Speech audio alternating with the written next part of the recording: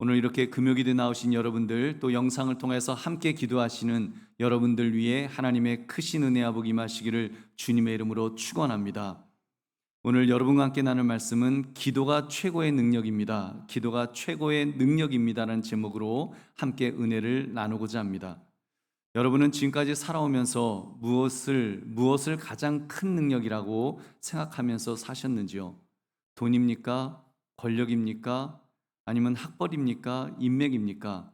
요즘 시대에는 과학의 힘, 의학의 힘, 이런 것들을 무슨 절대 힘처럼 우리가 그렇게 의지하지는 않는지요. 물론 그것들이 엄청난 힘이 있습니다만 그런 힘은 언젠가 한계가 있습니다. 어느 순간이 되면 벽을 만나게 됩니다. 그 벽 앞에서 인간은 탄식할 수밖에 없고 절망할 수밖에 없는 것이 그런 세상의 어떤 힘, 어떤 능력, 그런 것이라고 할 것입니다. 그렇다면 무엇이 우리의 삶에 최고의 능력이 될 수 있을까요? 무엇을 최고의 능력으로 인정하면서 그것을 붙들며 그것을 의지하며 그렇게 우리가 살아갈 수 있겠냐는 말입니다. 오늘 말씀 기도가 최고의 능력입니다. 이 제목을 가지고 감당하기 힘든 일에 대하여 어떻게 감당할 것인가를 우리 생각하시는 이 밤이 되시기를 주님의 이름으로 축원합니다. 오늘 본문은 귀신이 들려서 물과 불에 자주 던져졌던 아주 고약한 귀신으로 인해서 너무 비참하게 살아야 됐던, 정말 듣지도 못하고 말하지도 못하는 그런 어느 소년이 이제 귀신이 떠나서 완전히 회복되었다고 하는 아주 좋은 이야기입니다. 해피엔딩의 아주 행복한 이야기입니다. 다만 이 행복한 이야기에 보면 그 희비가 엇갈리는, 제자들과 예수님 간에 좀 희비가 엇갈리는 그런 부분이 있습니다. 예수님께서 변화산에 올라가 계시는 동안에 제자들이 먼저 그 아이의 귀신을 이제 쫓아내려고 했습니다. 제자들이 막 떼거지로 몰려서 이제 막 비지땀을 삘삘 흘리면서 귀신아 나가라 하면서 막 소리를 지르고 막 난리를 쳤습니다. 그런데 아무 변화가 없었습니다. 귀신이 꿈쩍도 안 하고, 듣지 못하는 귀신이니까 더군다나 아무것도 안 들리니까 더 꿈쩍도 안 했겠죠. 그래서 막 제자들의 얼굴이 시뻘겋게 되어 갖고 어쩔 줄 몰라 했던 그런 제자들의 모습이 사실 우리가 읽지 않았지만 본문에 있습니다. 그런데요, 산에서 내려오신 예수님께서 그 광경을 보셨습니다.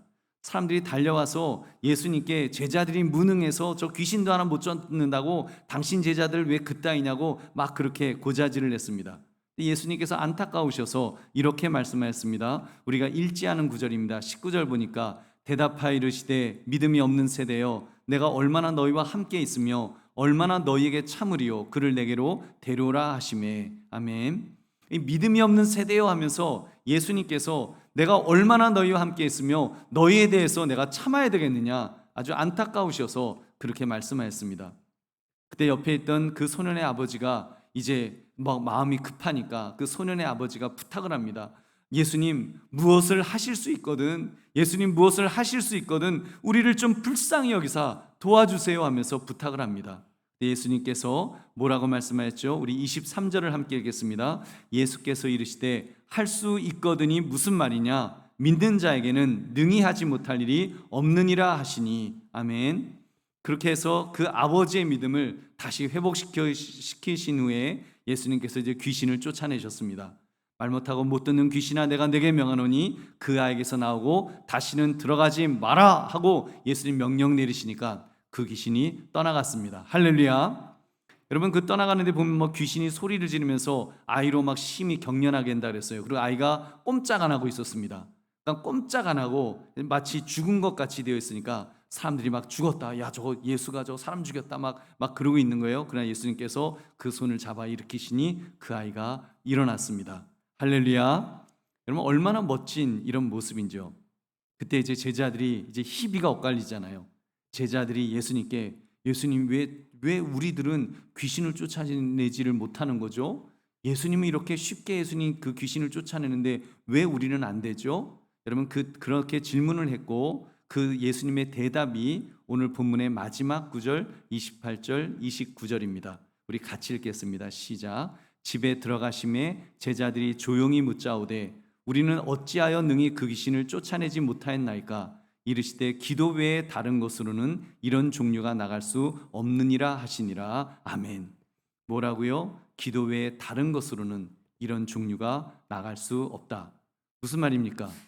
여러분, 제자들이 이 귀신 쫓는 일은 더더군다나 하나님의 능력으로 해야 될 일이죠. 뭐 다 하나님의 능력으로 하지만 여러분, 당연히 하나님의 능력으로 해야 되는데 제자들은 기도하지 않았다는 것입니다. 아시잖아요. 예수님이 겟세마네 동산에서 마지막에 기도하자 그래도 꾸벅꾸벅 졸면서 육신이, 마음은 원이로되 육신이 약했던 그런 제자들이었습니다. 기도하지 않았다는 것입니다. 기도하지 않았다는 것은 하나님을 바라보지 않았다는 것이죠. 하나님을 의지하지 않았다는 거예요. 기껏해야 자기들 경험을 의지했겠죠. 여러분, 반면에 예수님은 여러분 하나님을 바라보며 무엇보다도 평소에 기도로 사셨다는 사실입니다.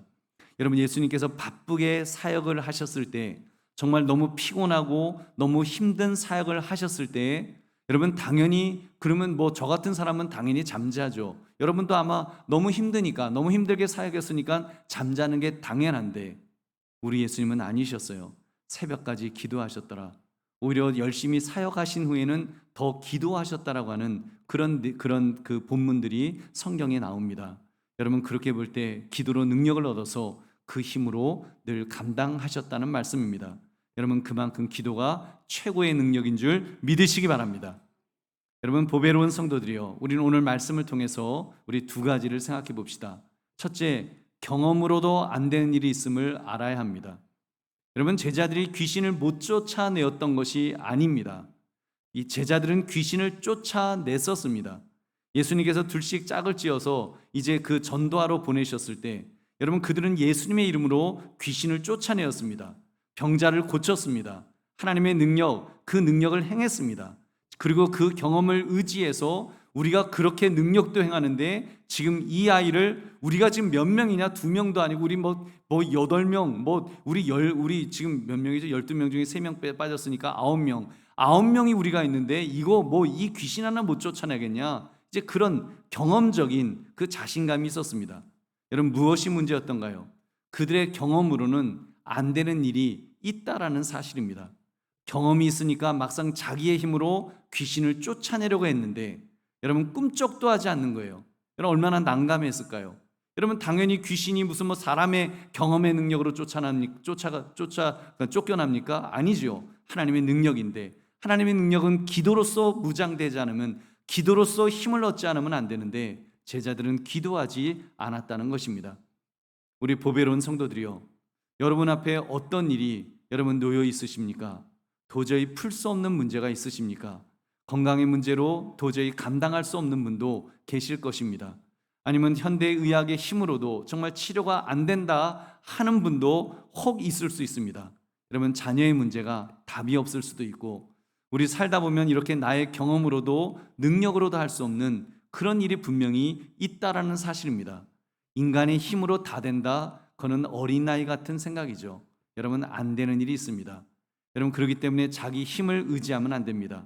심지어 과학의 힘, 현대의학의 힘도 의지할 것이 못 됩니다. 하나님께서 한번 훅 하고 부시면 여러분, 먼지처럼 부서질 존재가 여러분 그런 세상적인 것, 인간적인 것인 줄 믿으시기 바랍니다. 여러분, 물론 공부하지 말라는 이야기 아닙니다. 연구하지 마십시오. 실력 쌓을 필요 없습니다. 뭐 경험 쌓지 마세요. 그런 것 아닙니다. 그런 거 필요하죠. 경험 필요하지요.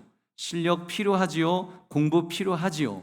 그러나 여러분, 그것은 마치 하나님처럼 그런 것을 하나님처럼 믿고 있다면 여러분, 그것은 죄악입니다. 그것은 인본주의입니다.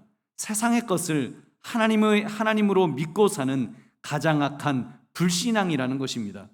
여러분, 그러므로 세상의 그 어떤 것도, 여러분이 경험적으로 얻었던 힘 있다고 생각했던 것들, 여러분 그런 것들을 의지하지 마시기를 주님의 이름으로 축원합니다.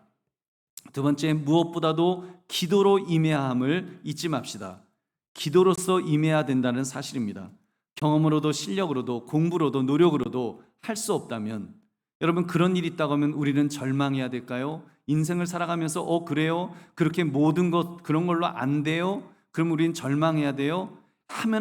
해도 안 된다고요? 그러면 차라리 아무것도 하지 않겠어요. 그냥 자포자기하고 싶은, 여러분 그냥 자조적으로 그냥 뭐 인생은 안 되는 거야, 우리 그러면서 살아가야 될까요? 여러분, 아니죠. 그렇기 때문에 여러분, 우리가 평소에 기도로 임해야 되는 것입니다. 기도로 준비해야 되는 것. 기도로 임한다는 것은 여러분 뭐 하루 종일 우리가 뭐 주여 주여 하면서 뭐 이렇게 뭐 교회에서 그냥 소리 지르면서 계속 목이 쉬도록 기도하는 여러분 그런 것만을 의미하는 것은 아닙니다.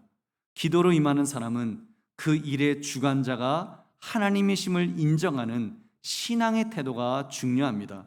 기도는 하나님이 주권자이심을 믿을 때, 하나님이 그 일의 주관자이시라는 것을 믿을 때 여러분 할 수 있습니다.